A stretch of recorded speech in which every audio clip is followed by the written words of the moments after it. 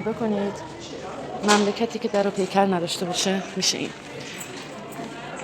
خیلی از این مغازه ها کمتر از 6 ماه، کمتر از 1 ساله که برپا شدن با کلی هزینه واسه صاحب ملکا، اما همه یا بستن یا اینکه نوشتن واسه فروش، اجاره داده می شود، تخفیف به خاطر جابجایی.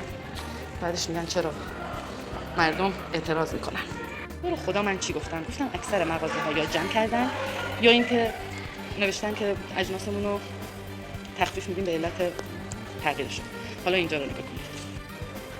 ثبت نام وام فرزندآوری، ثبت نام وام ازدواج.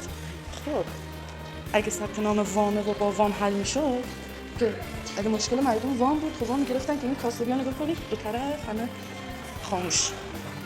اگه مشکل وام بود و این چیزا که مردم وام میگرفتن، مغازه هاشون رو راه مینداختن. خاک بر سرتون واسه مملکت داریتون.